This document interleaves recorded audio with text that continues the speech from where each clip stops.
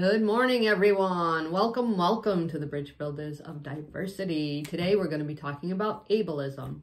Now, when I hear the word ableism, I think of what you're able to do physically, like climb stairs, go boating, kayaking, biking. That's what I think of ableism. But what is the true definition of ableism? The definition of ableism is not what you would think. Because I thought the same thing when I heard it. The definition of ableism is elevating people who are able over people who are disabled. So saying, I'm better because I can climb stairs. Right. Or I'm better because I'm able to hear. I'm better because I'm able to speak. Which is, as we know, not true. Right. And my personal definition of how I live my life is I'm no better or any less than anybody else, but we all have special gifts that we bring to the table. Right. And when we all bring our gifts to the table, we have a buffet. Yes. Yeah, always thinking about food, me.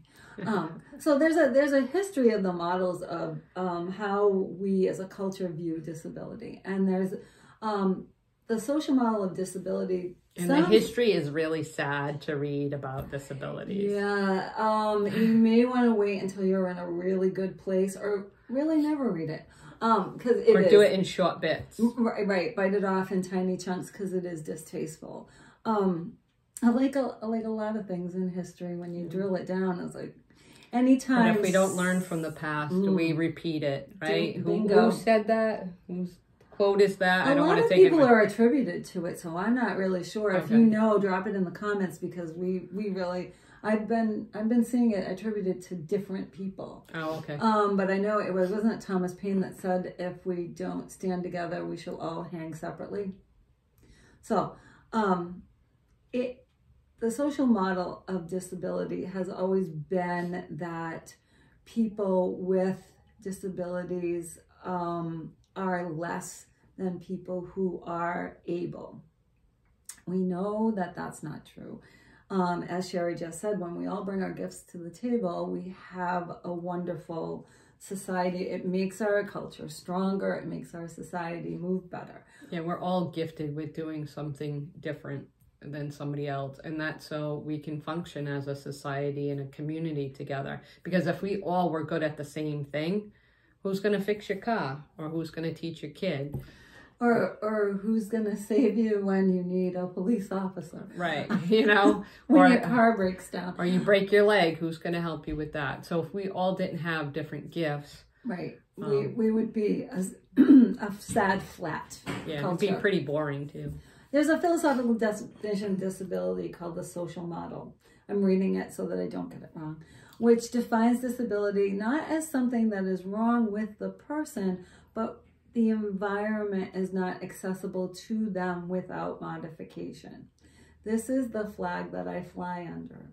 This is the spirit in which the Americans with Disabilities Act, the Rehabilitation Act, and Section 504 was written under. But we have been, as a culture, conditioned, told, implied that people with disabilities fall into a medical model, which basically explains disability as a disadvantage, a pathology. Again, something is wrong with the person with disabilities, not that the environment that they're in is inaccessible. So I guess the point of this video is to bring this to light and to talk about just what's your mindset. It's always good to stop and take a moment to look in the mirror and say, what's my mindset? How do I think about it?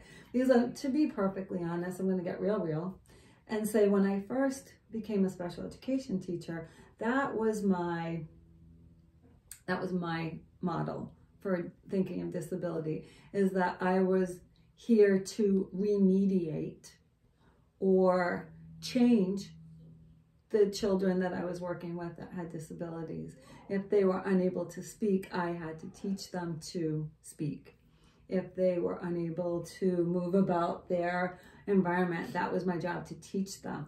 Over the years of being a teacher, see my lines, I've discovered that what I'm really teaching my beloved students is to navigate the typical world. I'm giving them strategies. If they cannot speak, I'm giving them strategies to communicate their needs. If they cannot navigate physically their environment, I'm giving them strategies to navigate that environment. And you know what? People with disabilities get to be their authentic self because their disabilities don't allow them to be anything but authentic. Absolutely. And so typical people, or you typical people, because I'm not a typical person. I had lots of learning disabilities as a child, so that's why I'm chuckling at some of the things she's saying over here about how, like, you know, forcing us to not function in a typical world. I function much better in my own world of how I learn and do things. Right, because you've learned either through being taught or just your own determination to navigate the typical world, by still being your authentic self. And isn't that crazy that sometimes I love that you called me typical. I feel like I have to wear a typical shield, a typical costume, a typical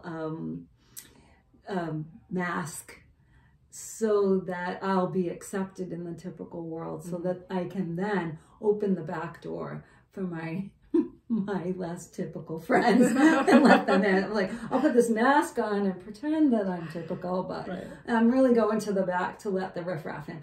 And even my older son, who has severe dyslexia, who does phenomenal in school, he's lucky he had a mother with learning disabilities and hearing loss as a child. And but you didn't change him. No, you gave him strategies. But he'd learned them very young, and that's why he's so successful in school.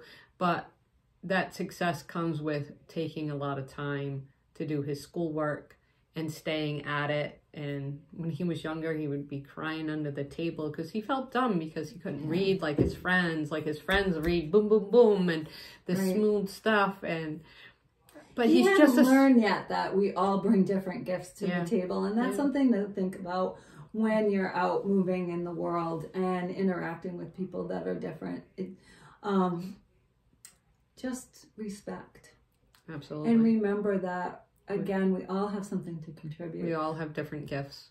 And no one is less. Or any better. Or better.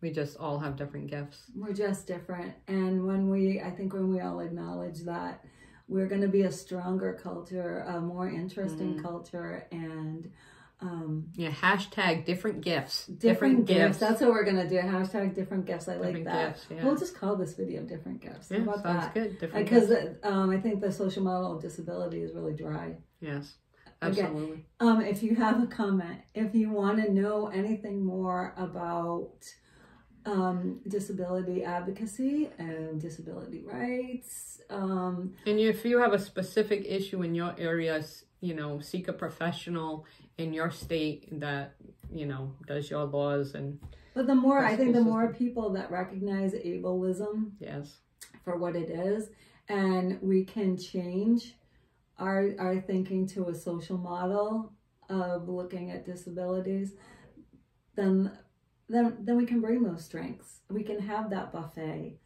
and we can have a world where we're all valued for what we can do and not excluded for what we cannot do. Right. So don't forget to like, share, and subscribe.